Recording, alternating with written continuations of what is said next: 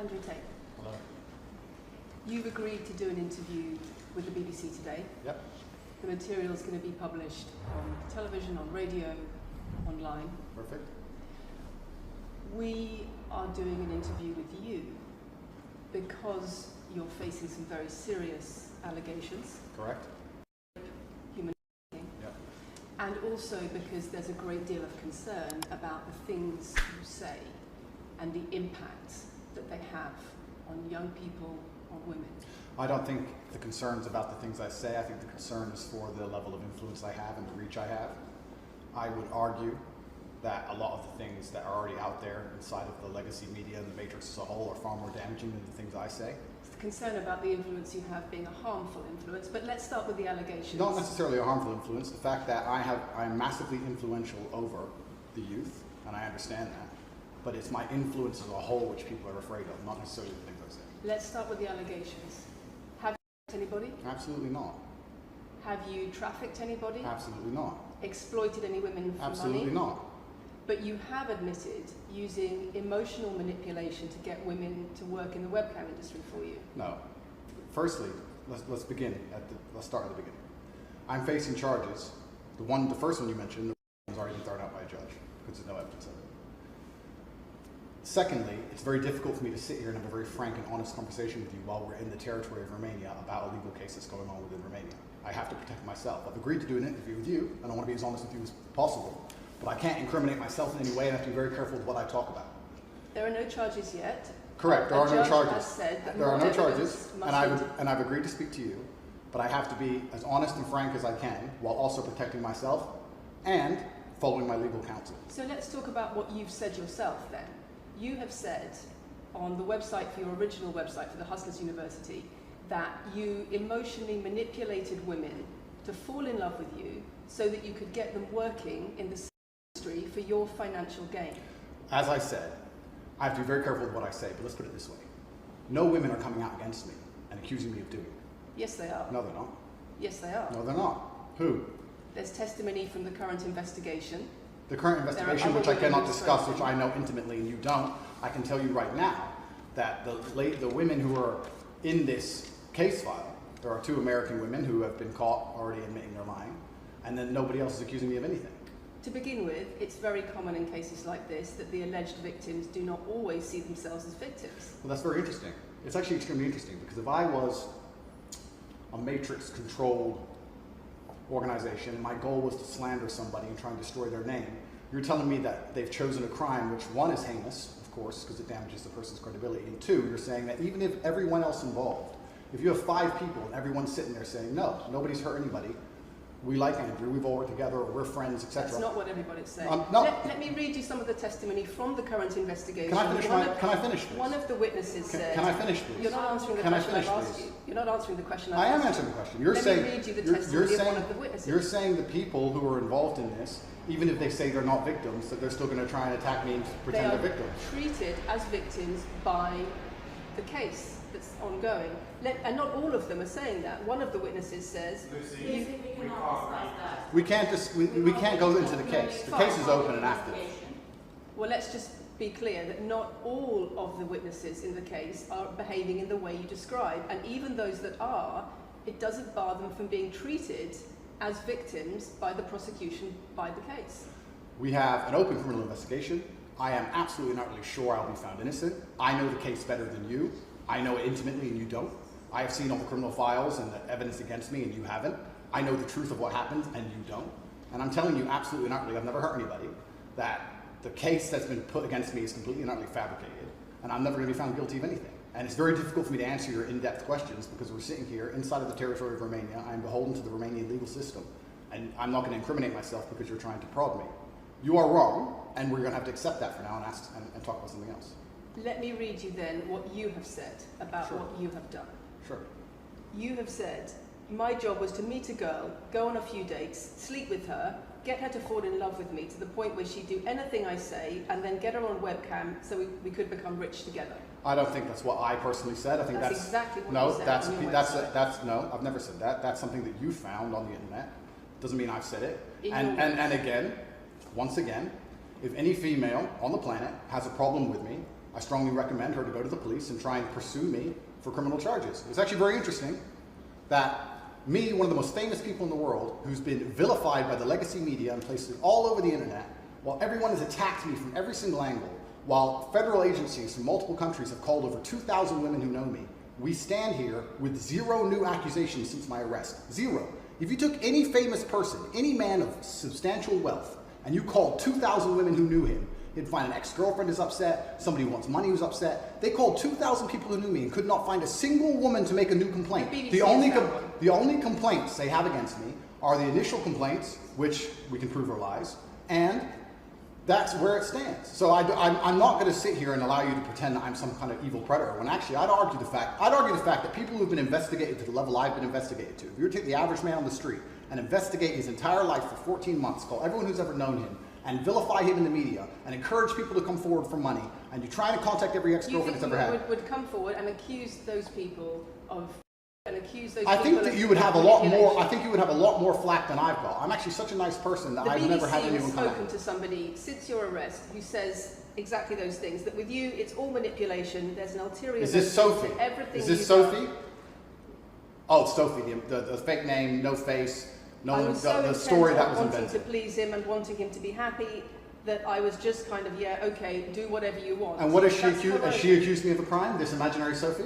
She's making the point that there is. Has she accused me of a crime? Emotional or psychological manipulation. I've asked you a question, and I've allowed you into my house. I'm asking you a question. Correct, but you're not the boss here because I've allowed you into my house. I'm asking you the question. Correctly, and I'm telling you. You get to decide the answers. No, we're equal here. I've allowed you into my house. You don't come here with a position of authority. I'm doing you the favor as legacy media, giving you relevance by speaking to you. And I'm telling you now, this Sophie, which the BBC has invented, which there's no face of, nobody knows who she is. The BBC did not invent. Of course not. And because you never invent anything. And she's not filed criminal charges against me. What are we talking about here?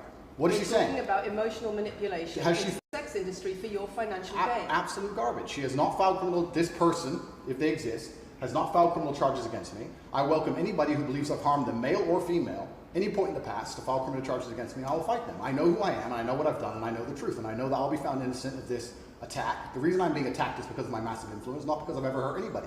And for you to sit here and say that everybody around you is saying you're innocent, but that doesn't matter because the state will say they're victims, and they're just going to grab everybody you know and call everybody victims, even if they say they're not, and try and put you in jail. You are describing a matrix attack. You're not describing human trafficking. I'm describing women who are going to court to accuse you of human trafficking. We will see what women go. We will see what women go to court at the end of this trial. We'll see which women go to court. Can I finish, please? We'll see which women go to court. I'm describing women who are going to court to accuse you of human trafficking. Sophie hasn't gone to court. Sophie doesn't exist. And I'm describing women who have spoken to the BBC at length. Sophie doesn't exist. And other media organisations about what they say is emotional manipulation and coercion. And I'm quoting back to you your own words where you describe. They're not my words. Coercion. They're words you found. They're words you found on the internet, and Sophie doesn't exist. On your so let's website, move on to the next subject. In your voice. Move on to the next subject. No, I think I'll stick on this one for a minute. So there's other places in that same website where you say you get girls to fall in love with you and they do it because they love you, because they want to do what you say. Convincing women to take part in some kind of business arrangement doesn't work long term because they're emotional. You've got to get them to fall in love with you. That's coercion, that's emotional manipulation, that's abuse. What you've found are clips from the internet, some text from the internet, and you're going to sit here and tell me that that's the reason I should be your website, your words. It's not my website. Yes, it is. No, it's not. Check my website. Next. It's the website you've taken down, and I wonder why those comments have been taken down. No website's been taken down. My website is the same. It's been the same for a very long time. The comments on this website, on the original website, have been taken down, and I wonder why. You are accusing me, I'm guessing, what you're trying to say is you're accusing me, and you're trying to say that I'm guilty of the things I'm accused of, and I'm emotionally manipulating people. I'm saying that you have said you emotionally manipulated people here for your own financial gain. No, absolutely not. And I'm asking you about that. Absolutely not is the answer. I look forward to the end of this trial. I look forward to clearing my name. I look forward to the BBC and the legacy media having to say not guilty and having to tell the truth.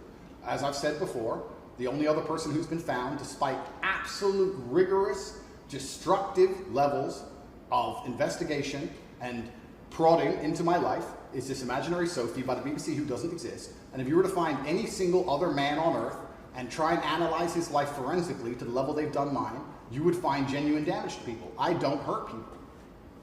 It's not just thousands of women have come out in my allegations. defense. Thousands of women have come out in my defense, and you've not mentioned that. Thousands of women come out in my defense. Because the problem is when women accuse you of serious crimes Okay. and emotional Well, manipulation. let's agree that that's thousands the of women. problem. Let's agree that It's thousands. not the problem that some people say you haven't done it. It's a problem that some people say you have. Thousands of women come out in my defense, and as we stand right now, we have an open criminal investigation. The people who are involved in the criminal investigation are saying that we're not victims of anything. Andrew's fine, he's never hurt us. You're saying, no, I have the opposite to that. I have to counter that. I have someone called Sophie with no face, a fake name, who we've invented, and she's not accusing you of anything criminal. So I don't see the whole point you're trying to make You say you here. manipulate women, they say you manipulate women. Why wouldn't people think you do? I'm not here. Do you think I'm manipulating you? I'm asking you about the testimony you've given on your website and the testimony No, women have given you've about printed you. something off that you found on Reddit, and you're going to sit here and say that that makes me a bad person. And I'm saying that you should know better as a journalist and do some proper journalism. Let's investigate the fact that I thousands... think you should answer my questions I am. properly. I am. I already have, and we should move on. She's just trying to start an argument. It's not only about the criminal allegations. It's a much bigger issue. You've got children's organisations in the UK, you've got race organisations in the UK, you've got the police naming you by name as someone who has a harmful influence on children and on women in the UK and elsewhere because of the things you say, because of the way you present gender relations, the way you say men should treat women. That's very upsetting. And the reason that's very upsetting is because I know that's not true. I'm genuinely a good person. I believe my impact on the world is positive. In fact, if you were to read the comment section of nearly any video I post, especially by the legacy media, 95% of the population agree with me. Most people know that the things I say are positive. Legacy media as a whole has lost all its credibility in the last 3 to 4 years. Nobody believes it. And it's a shame, it's a massive shame that the BBC come here and try and push and purport this idea that I'm a dangerous person. I'm putting my own words to you. I'm anti-drugs. I've never pushed drugs or any... I'm anti-drugs. I'm anti-violence. The UK is facing a knife crime epidemic, and they're going to sit here and say that I'm the most dangerous man in the UK. You have said you're the most dangerous man in the world. I've said I'm the most dangerous man in the world. You've also said that a woman's intimate parts belong to her male partner. I'm glad you find that funny. I find it funny that you're sitting here saying that I've said I'm the most dangerous man in the world, and you believe that's... When did I say that? I'm asking if you believe it. No, you said you're the most dangerous man in the world. Is that some kind of proof that I'm dangerous? Am I Dr. Evil now? I'm telling you that it's very upsetting that you're going to sit here and that certain organizations in the world are going to try and pretend that I'm the biggest force of evil on earth when I'm genuinely a force for good. You have said. I'm genuinely a force for good. Not what I've said. And the reason they're doing this is because of the massive influence I have over the youth, and they don't like that I'm telling the youth to think outside of the matrix and ignore things like the BBC, which come here with loaded questions and false narratives and try and paint innocent people as guilty. You've said women's intimate parts belong to their male partner. I said that if a woman marries a man, she takes his last name and traditionally the man gives her away. I've been pushing traditional religious beliefs, because I'm a religious man, and traditional beliefs in regards to marriage, which everybody accepted 10 to 15 years ago. So that's not a crazy conspiracy theory. If you're going to sit here and say that me believing a woman should take a man's last name in marriage makes me the most dangerous man in the world, then you're just going to lose even more credibility than the BBC's already lost in the last 4 to 5 years. If that's your point, if that's your narrative you want to push, say that good men luck. should be able to sleep with a lot of women outside marriage. That doesn't sound very religious or very conservative. That's not what I said they should be able to. I said a lot of high-value men, a lot of rich men do it. And then we discussed at length on podcasts why rich men do it. And we also discussed why women decide to be unfaithful. It's not a gendered argument. We discussed unfaithfulness as a whole. What are the reasons and motivations for men, and what are the reasons and motivations for women? Because you have no time to actually, watch my content, because you have no time to actually watch my content at length and understand what I'm saying, you just come here with a small snippet which has been provided to you on a piece of paper. 3 times doesn't make it true. No, completely. You don't have a clue what I say or what I talk about. You never watch my content. You have small pieces of paper, small clips on a piece of paper, and you're trying to pretend I've said evil things. And then you're going to say I'm the most dangerous man in the world, which is truly laughable. You said that, not me. Okay. Do you believe I'm the most dangerous man in the world, Lucy? I'm not answering your questions. Well then we need to change the dynamic of this interview because, and I'll make this clear, I allowed you into my home. I'm doing you a favor, giving you the first interview I'm giving to the public. You don't come here with a position of authority. You're not the police. I don't respect the BBC. I don't know you. You do not come here with a position of authority over me. We are equals. We are people. We're citizens of the world, and we sit here as equals. And I see you as my equal, and if you ask me questions, I can ask you questions back. For you to come here and sit down and pretend you're the Gestapo and that you don't have to answer my questions is disingenuous because I don't owe you anything. Asking questions and you answer. But I don't owe, no, however you want. This is a conversation, and I don't owe you any degree of authority over me. So let's make that clear. And that doesn't matter if you're a man or a woman or from the BBC or the CNN. I'm here to answer your questions and be honest with you and do you a favor. Great. And I'm doing you a favor. But you come here with loaded questions. You're trying to paint a narrative of me which is negative. I'm asking you about things you've said that people are concerned about. And that's fine. But you're not going to sit here and say you don't answer my questions because you're not above me. This is also not supposed to be a third degree. It's supposed to be a conversation. Absolutely. Well, it would help if you answered the question. I've answered every question so far. Let me ask you another question. Sure. You have said that a woman's intimate parts belong to her male partner, and if she goes on OnlyFans, he is entitled to a cut of her income. You are extremely, it's very confusing to me why you're going to sit here, take long format podcasts I've done, which are 3 or 4 hours long, in context where I've sat with OnlyFans girls, 10 or 15 OnlyFans girls, where we've been joking back and forth, ignore every comment and satirical comment and sarcastic comment that the females have made, and then come along and say, you said this, and you're the most evil man in the world. I don't know if you understand what sarcasm is. I don't know if you understand what sarcasm is. I don't know if you understand what context is. I don't know if you understand what satirical comments are. So you're saying it was sarcastic? I'm saying it was a very interesting talk show. And for you to sit here and say that that is my true core beliefs and that makes me a bad person is disingenuous. Is it? Of course not. Was it sarcasm? Absolutely. You should watch the show. You were being sarcastic when you said, let me just clarify. You should watch the show. Let me clarify for the audience. You were being sarcastic when you said a woman's intimate parts belong to her male partner. No. You didn't believe that. No, it's not that. It's that you haven't watched the show at length, and you should have, because the woman was saying, my man's car belongs to me because he's my man.